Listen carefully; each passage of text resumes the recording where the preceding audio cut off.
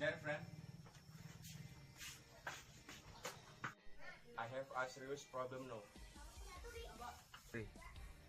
But I haven't found the solution yet. I'm confused. Can you help me? Tell us what it is. Yeah. Next month, I must stop my student because my father rented the mall. See who cannot buy my school texts. Oh, Take it easy, it's not a serious problem. what? How can I solve the problem?